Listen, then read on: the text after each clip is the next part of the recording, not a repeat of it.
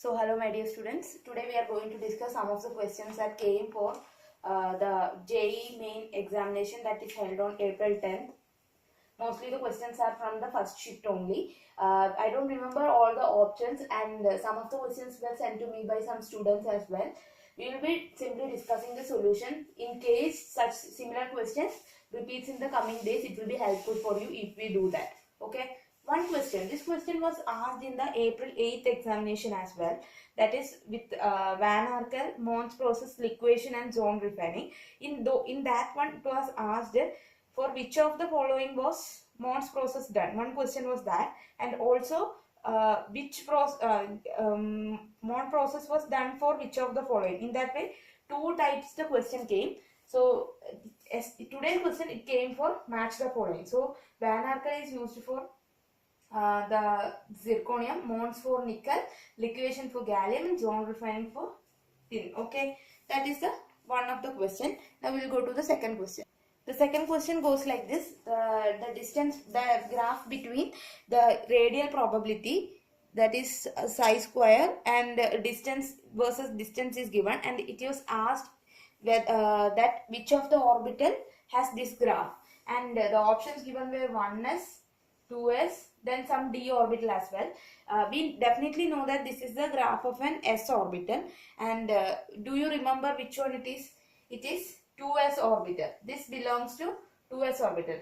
In case for the next exam, if for 1s orbital if it is asked, you should remember that for 1s orbital the graph will look like this, and if it is 3s, then 3s will be touching it 3 times. That is for 3s, this is for 1s. Then for 3s, it will go like this. And this will be for 3s. So these are the graphs for we had the question for 2s. Okay. So that is the second question. Now we'll go to the third. So in the next question, the question was to identify the acid without an SS linkage. Okay. So H2S2O5, H2S2O7 and H2S2O6, and one more option was there. I don't remember it clearly, but our answer is H2S2O7. I have also written the structures of other acids as well, so that it will not be confusing for you if this question repeats in any of the other days in some other way.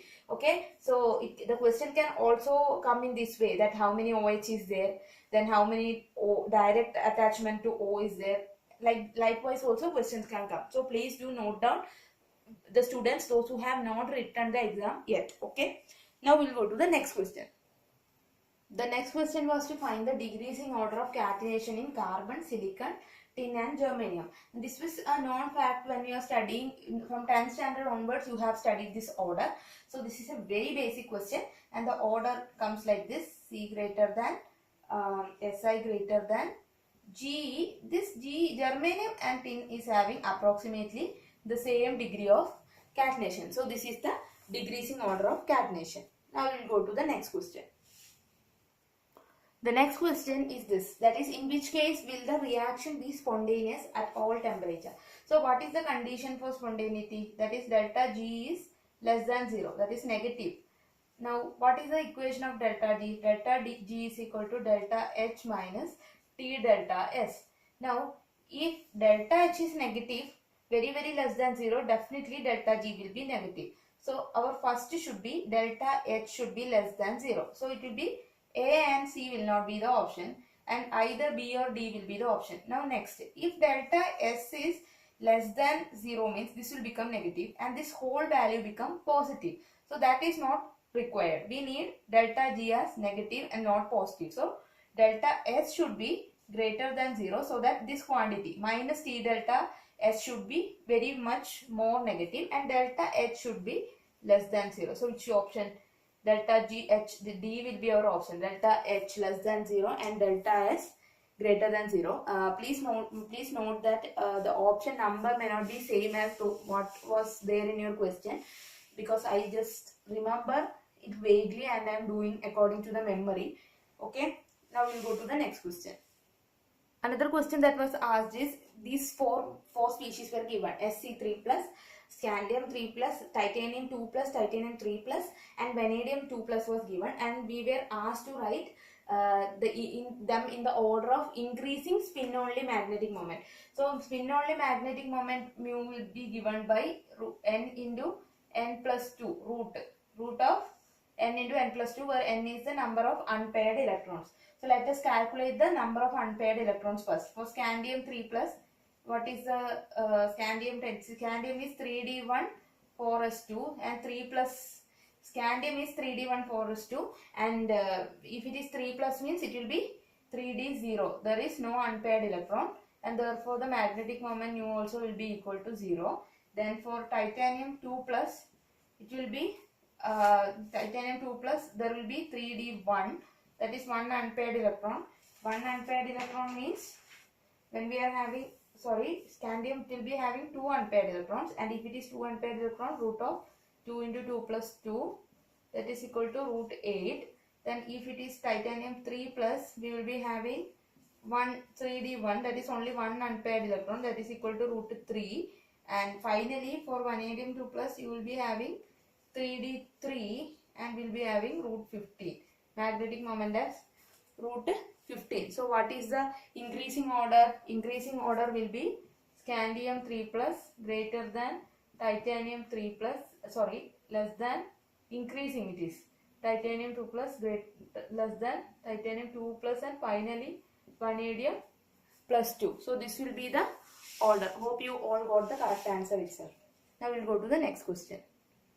So this was the next question given, that is rate of electrophilic aromatic substitution. We can give number to this, can be 1, 2, 3 and 4.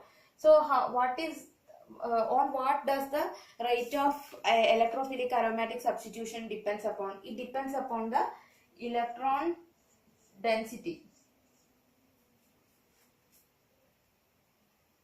It depends upon the electron density of benzene. Okay, so electron density of benzene is the one upon which the electrophilic aromatic substitution depends upon. So for the electron density to increase, we should have electron releasing group. If electron releasing group is present, that will be having the highest rate. So here, which is the electron releasing group? The electron releasing group is CH3. So 3 will be having the highest rate. Then comes just benzene, because electron withdrawing group will be decreasing the rate. Okay, so Cl is also having the minus inductive effect, and it will be pulled the electron towards it, and therefore electrophilic aromatic substitution will be less. But comparing these two, chlorine, still this one will be having higher rate than the ketone. Okay, so it will be greater than 2, greater than 1, greater than 4. So you should know the reason. The reason is that the electrophilic aromatic substitution depends upon the electron density of benzene, and the electron density is higher when we are having a plus I effect or electron releasing group. Okay, so it is maximum for the methyl substituent, that is toluene it is. Then comes the pure benzene, then comes the chlorobenzene, and finally it will be the ketone. Okay, now we will go to the next question. Another question asked was this one, and definitely you know that this is the Cannizzaro reaction. So what happens in a Cannizzaro reaction? Cannizzaro reaction, first we'll be having HC double bond OH. The OH will come and attack the formaldehyde, and we will be getting HCO minus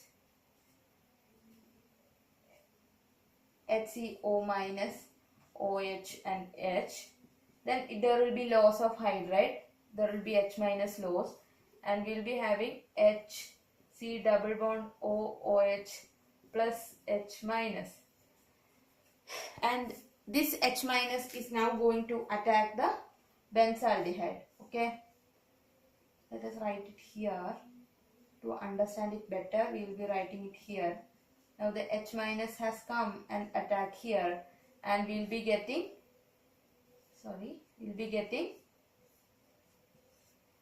CO minus H and H. Now this will be gaining a proton from the formic acid, and it will become alcohol, that is we can write it like this itself, CH2OH, plus we will be having now HCOO minus, and we will be having water here and it will donate a proton, and this one will become formic acid again. So this will be our product. Okay, this option was given. Then some additional options without alcohol, alcohol and formic acid also were given. So definitely the answer is this one. Okay, that is benzyl alcohol and also the formic acid. Okay, thank you. Now we will be going to the next question. Next one is a very simple question, that is linkage in amylopectin. Linkage in amylopectin will be, what is amylopectin made of? We know that it is alpha D glucose, and the linkages are C1C4 and C1C6. Okay, this is also a fact, you should learn this one by heart. Since one question came from this part, you can expect in the coming days also questions would come from these parts. Okay, now we will be going to the next question. So next question was the reagent for the conversion of N-ethyl phthalimide to ethylamine, and you all know that it is normal hydrolysis. The different reagents like sodium borohydride, water, all were given, and definitely the answer would be, answer is water. And what is the reaction now? Please don't forget this reaction, because you can still expect this question to come again on another day. Still 12th you are having examination, so please do listen to this. C2H5. Then when it reacts with H2O, what are the things that are formed? One is the acid, and the other one will be ethylamine, of course.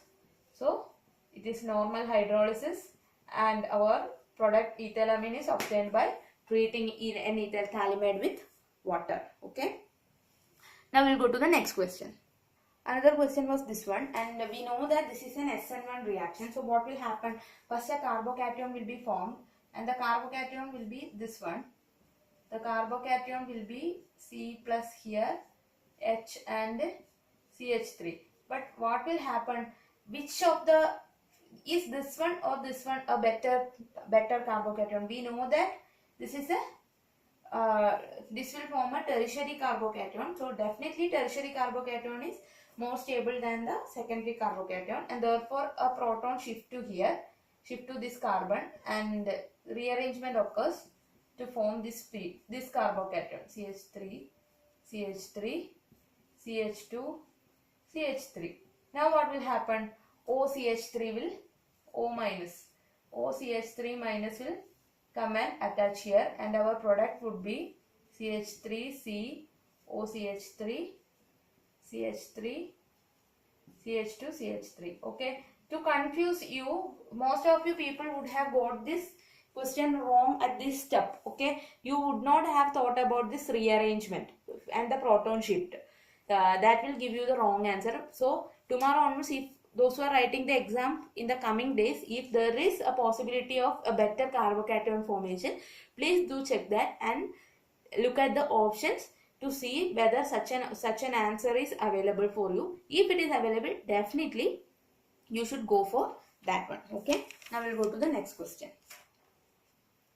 Now the next two questions that I have wrote here, these are one of this is a well-known fact, that is about the atmosphere layers, and the second one is a fact that we are studying in the physics option. Okay, so what is physical adsorption? Now cloud formation and layer on which we live, both the answers are troposphere. I guess it is the option 1 in the examination.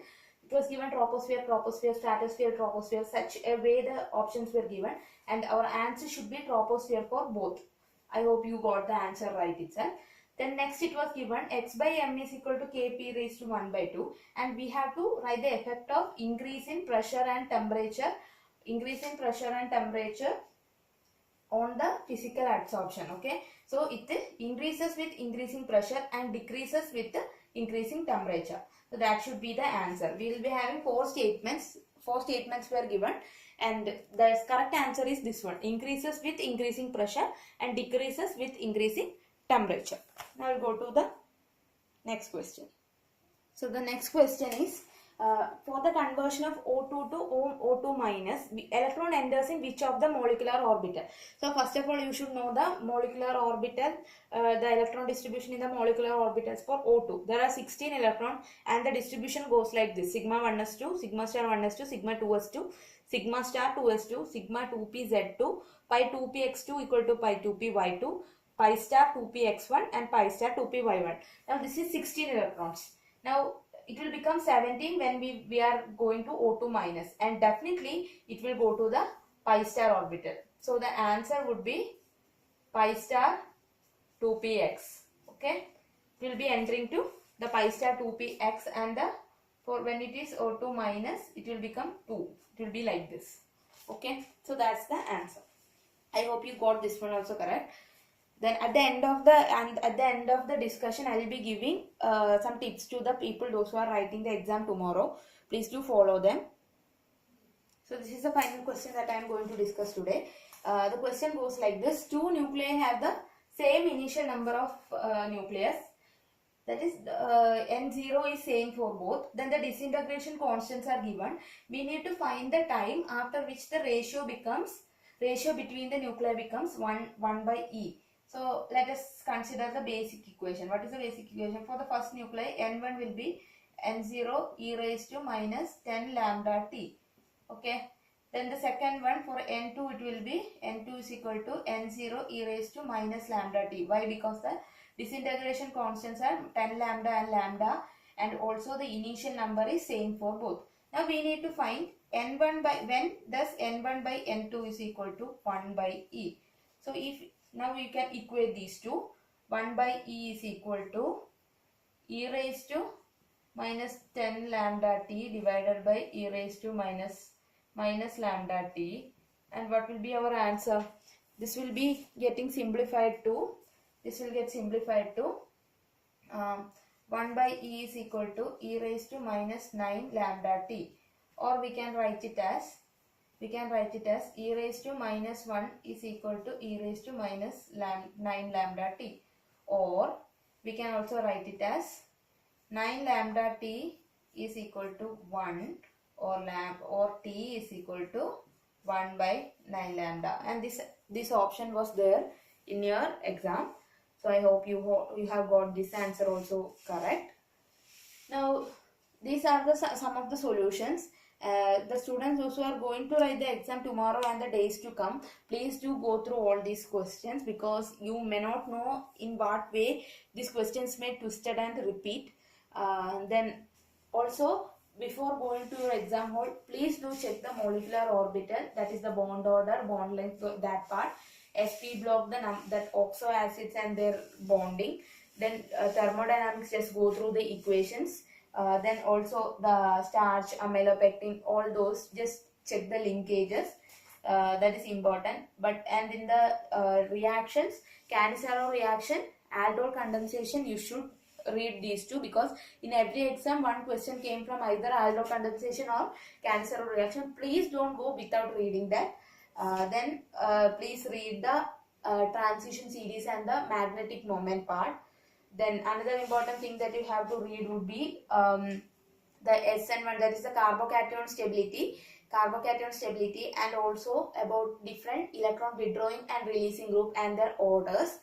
So please do read all this part before going to your exam tomorrow. And I hope every questions I have discussed today is correct for all the students who have written the exam today. I hope you all pass the exam, and for the students who are going to write, all the best and do great in the examination. Thank you for watching. Please keep watching out this space for more solutions and more videos for your learning. Thank you.